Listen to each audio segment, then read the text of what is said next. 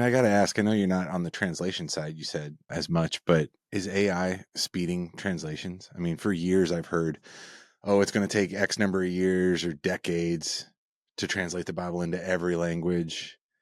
Yeah. That's got to Yeah. be accelerating, right? Yeah, it's definitely accelerating. That is really one of I would say there's a lot of exciting things going on in that space. And we've seen across the board, Bible translation is accelerating. But the main use cases is not necessarily can AI replace Bible translation or translators, but how can they augment that work and Mm-hmm. speed up the process? How can we take what is typically a 10-year process and Yeah. get it to 5 years, get it to 2 years? And I would say there's a lot of incredible innovation that I know my team is working on, and also other organizations within the Bible translation space are working on to really provide as many languages as possible. Welcome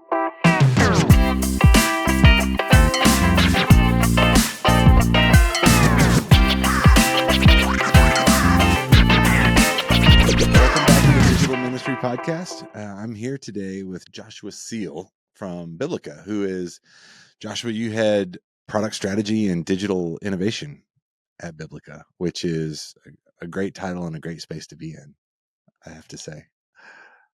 Yeah, absolutely. Thanks for having me. It's great to be here. I'm glad you're here. I'm glad we could work this out and excited to hear what you're up to, because I was with Michelle from Biblica recently, and just hearing some of what your team is working on to advance Bible engagement, translation, throughout the world, and the digital kind of innovation that you're creating within your team, but also kind of how you're tapping into some of these tools and starting conversations about, how do we advance this work? I think Biblica and yourself are really a leader in this space. So I'm excited to see where the conversation goes today. No, absolutely. Just before we were recording, you were chatting a little bit about just kind of your time in Europe, and I want to go back to that a little bit. I should have given you a heads up on this. It No, really it's good. kind of resonated with me. I was sharing with you, I've been kind of making this trip from the US to Europe, I mean, probably 6 times in the last 12 months. And I always love kind of like working out my own terrible language skills, and I'll get into a conversation and very quickly realize both parties realize I don't know what I'm talking about, literally. And so then it's like a great, way to brush up on German or French or whatever I'm playing with. Tell me more about this comment you made that, it's like a master class in ministry engagement, some of these micro states that exist and how multicultural and multilingual these places are. Like, how does that impact kind of how you view your work?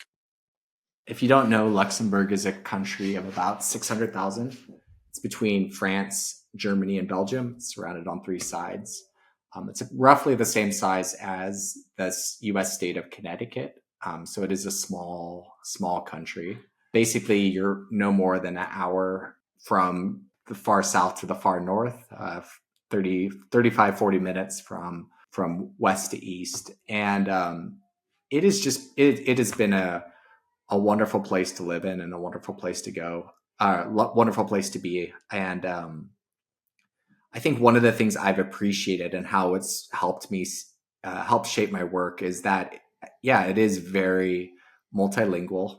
There are 3 official languages. There's 5 widely spoken languages. I think one thing that is a challenge in Luxembourg is, you will try to speak French, and they will often respond to you in English in the cafes or the bakeries. And so it isn't always the best thing for language acquisition, but It's kind of they like, just this will are, be easier for both of us if we just do yeah, they kind of put me out of my misery, and it's great. But I do think it's obviously served the country well, but it's also just been a fascinating view into multilingualism. I think also there's the idea here. Luxembourg City is surrounded on 3 sides by bridges. There's kind of this idea that this country succeeds by making connections to other places, and it's not big enough to be an economy in the truest sense. And so it really has had to, work with its neighbors as well as further afield. So half the working population actually commute in from Germany, France, or Belgium every day into the country. Oh, wow. So, it also has that dynamic, as well as, there's something like 160 languages spoken on a daily basis here within the country. And the EU, it's one of the four capitals. So it has the European Commission, translation offices for the European Commission, for the Parliament, the Court of Justice. And so it's just a really interesting and fascinating place. And yeah, me and my family, we've loved living here, and it's been a great place to be based out of. What's your view of, I want to talk about identity a little bit, Yeah, because in ministry we talk about heart language, that whole conversation, like when you share the gospel, for example, in somebody's heart language, it resonates differently. But in a place like Luxembourg, or even, the greater European context, from your experience, like what do you see in terms of identity? Like, how much does language matter? I think Like when you're language engaging people? matters. Yeah, language does matter a lot. I think there's things that can only be expressed in a heart language. Like, things can be understood in other languages, but I think for it to really resonate, it needs to be in that heart language. So my wife is from Malta, and yeah, we lived 10 years in California together, and then ended up moving here in 2018. And I know even for her, there are specific times she's read the Bible in her heart language, and it has just, and she came to faith living in England. So there's kind of an English experience of scripture, but there's also been times when she's read it in her native tongue. And there's just ways in which, like, that will hit her in a different way Hmm. than, what she, if she reads it in English, or it has engaged with that scripture in English. And I think there's a real dynamic where, yes, you can understand, you can communicate, but I, there's really kind of a deep sense of identity when it comes to, identity can also be language. And I think that's a reality, even if it's a multilingual society like this one is. Do you think Americans are missing out on something there? Yeah, I mean, I And I know I'm think, blending like language and kind of nationality there, but yeah, I mean, I think so. I mean, one of the biggest reasons why we moved, like, if I were to give the 10-second version, was we wanted to give our kids more of an international experience. Like, hmm. me and my wife both experienced that at, after college, when we worked and lived abroad. And the thought was, like, we can do it now. Like, let's explore it. Let's see it. Let's kind of give our kids what we didn't have, in terms of, yeah, more multilingual experience, but also just a different cultural experience that is more diverse and around different cultures and languages on a more day-to-day basis. For those that aren't familiar with Biblica, or specifically kind of your work there, can you give us just a quick overview of what it is that you're focused on these days? Yeah, absolutely. So Biblica is a 215-year-old Bible society, and it is actually quite global. So about half of our staff are based outside the US. We are very focused on, obviously, Bible translation. We have around 89 translations. The most widely used scripture in the world, which is the New International Version, NIV, is something that we created in the 70s. It actually almost sunk the organization, and there's a whole bit of there. It really was a labor of love to finish, and was not always going to be seen as a success before it was launched, but ended up being something that really took off and really did some pretty incredible work in the hearts of English speaking Christians. But one of the other thing that's very interesting is, like, we have 88 other translations that are in the same style as the NIV. So it's Chinese, Arabic, Russian, German, Tagalog. Kind of, if it's a major language, we have a Bible translation that relates to it. And then I would say, additionally, we really, really care about mobilizing scripture. And so I will say, first and foremost, we're doing a lot of innovation in both Bible translation and Bible engagement. I do not touch the translation side of that equation. I care about it. I love it. But my world is very focused on we have these scriptures. How can we get them into people's hands?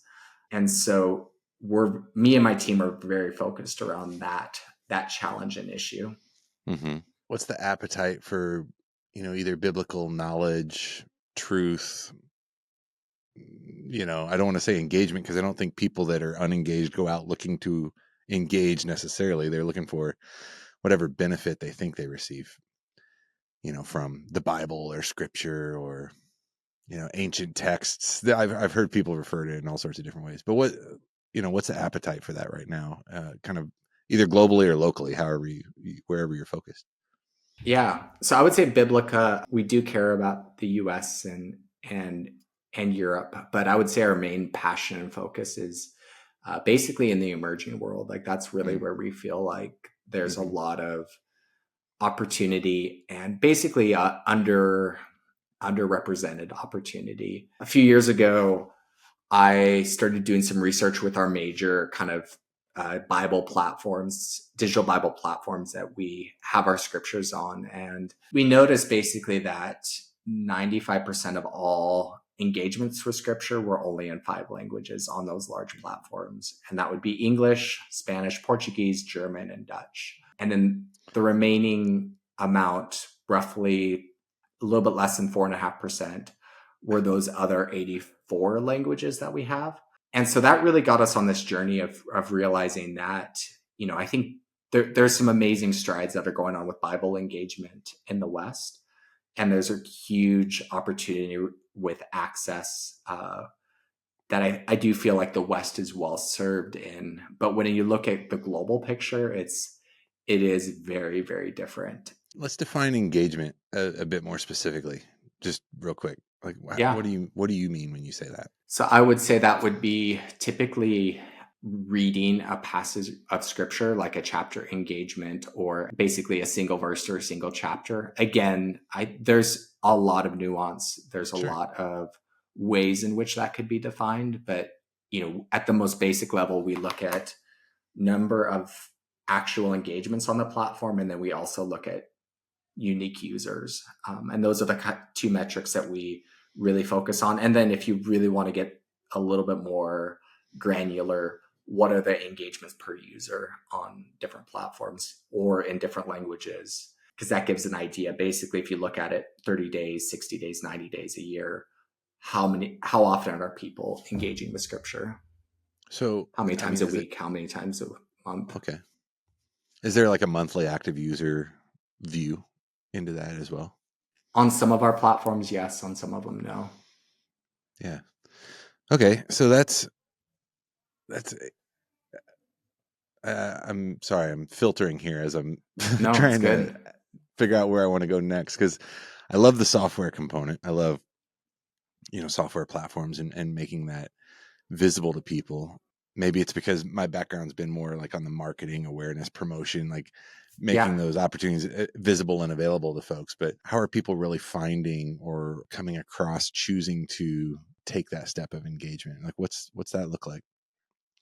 Yeah, I think you need both sides of the equation. When I started here, I think one of the things we've focused on was let's build some apps, let's build some platforms to begin to serve this content.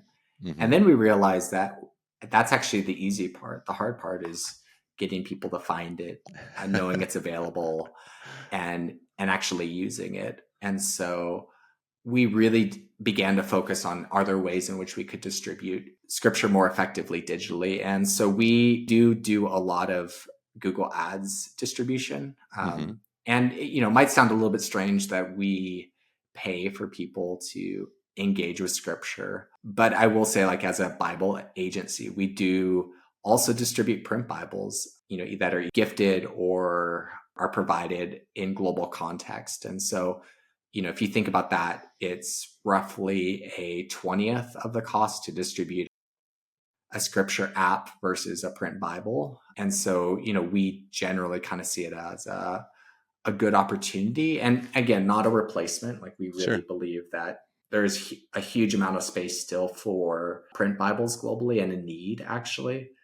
But we do realize that there's places where we can distribute far more widely, far more quickly scripture at a much greater scale and a much less cost. We really think a lot about how do we blend those two things together and how we can really provide scripture in underrepresented places and languages. And so, yeah, I think we do care about like those top five I said, but like the ones that we really spend a lot of time thinking about are like the bottom 20 or the bottom 40 on our translation portfolio. So, languages like Chastagari or Arabic or Kiswahili, like those are the ones we really are trying to fulfill a need. Ukrainian, it's those languages that we really are trying to focus our efforts on.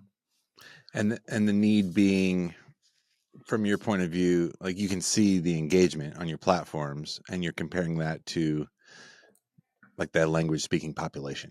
And so there's a deficit or there's a big delta there. Yeah. I've done market share of analysis of like how many Christians are reaching in different languages. And, we're doing okay in the US. It's like 11%. But you look at something like Egypt or Kenya, and it is, a tenth or even 100th of 1% that are, we're reaching of that population. So there is kind of a digital inequality aspect to it where I think apps need to be tailored towards local languages. And even our apps, like they're single language. We technically actually have the NIV English as side by side. So it is not fully, but it's very focused on if you're looking for the Bible in French, you're going to put Bible in Frances. If you're looking for the Bible in Kiswahili, you're going to put, Bible in Swahili into Google and download it on your Android phone. And that's the way we think about it, is like, how can we serve specific language communities, and specifically those language communities that don't have loads of Bible resources in their language. Yeah. Oh, that's great.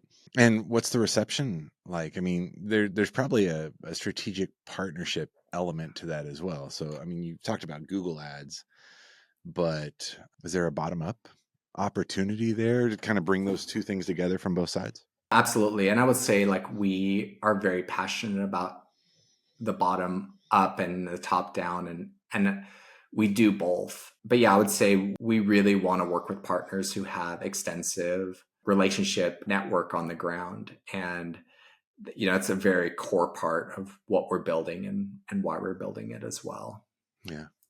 And roughly basically about 40% of our downloads come from non-paid sources. And so it's not quite half. I really kind of want to push it where it gets over half in the next few years. But I think that's one thing we're encouraged by, is that it is not solely paid distribution. I think you're talking about that carefully, and I'm sure you've had experience where people are like, why would we, pay to distribute this? Or you talked a little bit about the continuum, so like there's a digital engagement that leads to, a physical printed Bible at some point. That all makes a ton of sense to me. I mean, just to like kind of feed back a little bit.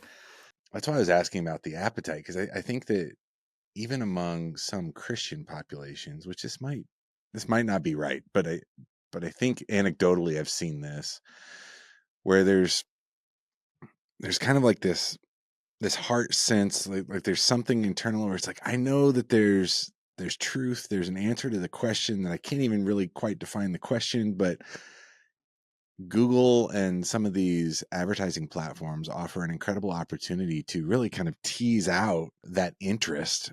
In a marketing context, you'd call it a buying signal, or there's like digital intent signals. You are able to see those and then insert, an engagement opportunity really efficiently, really cheaply, and help to kind of connect those dots for people. So, Yeah. I mean, I totally see the value in pushing, through digital ad platforms, pushing some of these Bible platforms, Bible engagement opportunities, even just kind of scripture focused campaigns, to kind of like bring people into a mindset where it's like, I think I want to explore this a bit deeper and, read this on my own for myself beyond, whatever ad copy I've been seeing. Yeah, no, absolutely. So I see a lot of value there. Yeah. And I think a few interesting stories that we've seen. So we we do these great Bible launches, a number of them a year. We release new Bible translations, and they're always beautiful, amazing experiences to watch and see the videos of. I haven't actually been able to participate, but one thing that's always kind of struck us and has been, we will see a group of maybe 1,000 believers celebrating in a room in Zimbabwe, and everyone's getting a print Bible to go to the celebration. But if you think about it, these are typically language communities of 10 million plus. Usually our print run that we can do around a launch is maybe 10,000. It's a drop in the bucket. Like, it is a literal drop in the bucket in terms of like what the need in that language community is and what we can provide there versus what they actually need. And so one thing that's been encouraging is this last year, both in Zimbabwe and Ethiopia, we actually 20,000 downloads before the launch even happened in Zimbabwe, and 40,000 in Ethiopia before the launch even happened. And so we've kind of thought like, are there ways in which we can radically broaden out access even before these translations go live, to give people access to the scripture? I mean, in some ways, like a translation of scripture often takes right around 10 years. Like, some of these communities have been, waiting, it could be debated centuries, but like at least directly like up to a decade to Wow. hold scripture in their hand. And I think there are ways in which like we really feel that digital is an enabler of providing that access. One Wow. additional story too. So we all know what has gone on in Ukraine these last 2 or 3 years. So we actually finished our Bible translation in Ukrainian basically the day before Russia invaded. So it literally was signed off like literally the day or two before the invasion. And I remember meeting that morning, February 22nd, and realizing like we should do something. Like, we have this scripture. We were just at that point starting to develop our ads. I think we had like 5 or 6 at that point. And me and my colleague based in Cape Town just kind of said, hey, so James, like, we basically sheepishly asked, like, could we build something? And James literally went home, or he was at home. He works from home, but, literally spent the rest of the day just building the app. We had it, submitted to Google that night. We had it approved, and then we started, some distribution efforts start on the Saturday, so 2 days afterwards. And within basically 9 months, we had over 1 million people Oh my engaging with gosh. scripture in Ukraine. And if you think about it, like, for the first 6 months especially, there was no way we could get scriptures in. It was Sure. a war zone. It was Yeah. impossible to do anything like that. And so we've just seen that like it's a really powerful enabler of people getting access to scripture. And even as we did it, we noticed that more and more resources were being translated, of our resources were being translated into Ukrainian. It's a war, so obviously people care about these sorts of things, and resources can go into translation. And so we actually began to put in trauma resources, kids resources, and other Bible engagement resources into the app as well. And it's been interesting. That's kind of proved to be a helpful model for us, where with all of our apps, beyond just making the Bible translation available, we're also trying to make as many Bible resources, scripture engagement resources available in the local language as well. Yeah. And I mean, yeah, that's probably the more difficult aspect of it. The scripture part is actually relatively easy to put on an app, but we do feel like there's a huge need when it comes to scripture engagement resources to help people engage with scripture and make those experiences more relevant. That's incredible. I had no idea. That I'm really encouraged by Yeah. those stories. And even back to the Zimbabwe Ethiopia example you shared. I mean, 60,000 people engaging before translation is even really officially launched. I want to make sure I heard this right. Your average launch, sounds like a Ford to print about 10,000. Yeah, that's usually the, rough budget of what we do look at. Yeah. So, I mean, you got 6x over Yeah. just through digital enablement. That's incredible. So, Man, fabulous. And I love that stuff's launching so quickly. I mean, are you guys using I've been kind of exploring. I haven't written code since I was in college. I did some of that stuff way back then, but I've been exploring some of these new kind of AI driven app builders, website builder. Basically, I've heard several interviews where people are saying by 2025, like the end of next year, English will be the primary coding language, which I don't think people understand what that actually means. I mean, that's an incredible advancement in computer science and software development, and basically giving people, almost anybody with an Yeah. interest, the ability to write code, launch tools, launch apps. I mean, what are you guys seeing in that space? Or you're already delivering stuff very, very quickly, it sounds like, but Yeah. what's your view over the next 12 months? What's that going to look like for Biblica? So we joke that actually we do very, very little to no coding. So all of Yeah. our platforms are basically no code Yeah. platforms. And there's obviously places where we will get stuck and we'll need to code some things. But in general, we've used freely available open tools and open resources to do it. We use a tool called Scripture App Builder that SIL builds. Credible Yeah. tool. SIL is an incredible partner. But yeah, it's been a tool that has been amazingly flexible for us and enabled us to build our apps. And there's a few other tools that we use as well. But I would say we've definitely leaned into no code. Yeah. And we're very focused on kind of getting things out there, seeing what the response is, and then tweaking from there. I think there's room for improvement. There's ways in which the apps have been redeveloped, rebranded, new content added. So there's definitely an iterative process that we do look at there. But Sure. I would say like the tools that we have today are incredible. There is a plethora. If you're passionate about Bible engagement, or if you're passionate even about Bible translation, there is literally hundreds and hundreds and hundreds of tools that can help you do that work well. And it's just a question of kind of how finding them, which is a struggle. I can admit it's not always the easiest place to navigate, but we're working to try to make that easier as well through, we manage a site called tools.bible that is meant to be a repository for tools around Bible engagement. And we've also released about 45 of our translations into Creative Commons through a website called open.bible, because we see there's a need to, where we can, have open license scripture that can be used for Bible engagement or even Bible translation. But yeah, the tools that we have today are incredible. And I think we really are passionate as well for people to use things like open.bible, use our scripture and find ways to, build interesting app experiences or technology experiences as well. Mm-hmm. And, obviously, like, we'd love to hear about it, and like I'd love to learn and hear what you've done. But like the reality is you don't have to. You can use the scripture and do incredible things with us, do incredible things with that work. And we've kind of realized that there's more power in being open Yeah. with our resources than necessarily trying to hold them. Yeah. That's great. I mean, I got to ask, I know you're not on the translation side, you said, as much, but is AI speeding translations? I mean, for years I've heard, oh, it's going to take X number of years or decades to translate the Bible into every language. Yeah. That's got to Yeah. be accelerating, right? Yeah, it's definitely accelerating.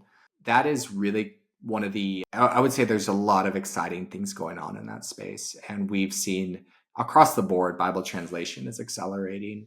But the main use cases is not necessarily can AI replace Bible translation or translators, but how can they augment that work and Mm-hmm. speed up the process? How can we take what is typically a 10-year process and Yeah. get it to 5 years, get it to 2 years?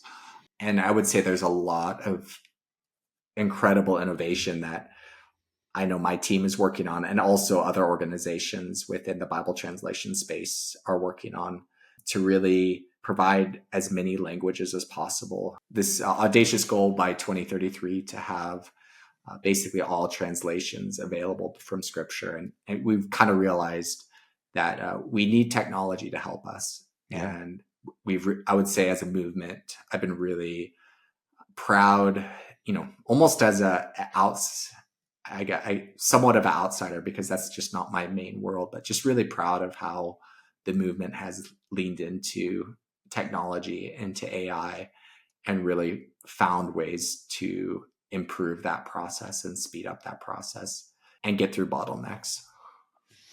So just in the last few minutes, I know you're involved with Missional AI, this conference that I've attended in the past. I thought it was great. I told you, before we started recording, you announced dates for 2025 for this conference in Dallas, but I don't Yeah. remember. Is it April? It's April 8th through the 10th Okay. in Dallas. So more specifically, Plano, if you're, Yeah. or Plano. I think I say Plano and everyone says, no, it's Plano. Anyways, but yes, it's in greater Dallas area.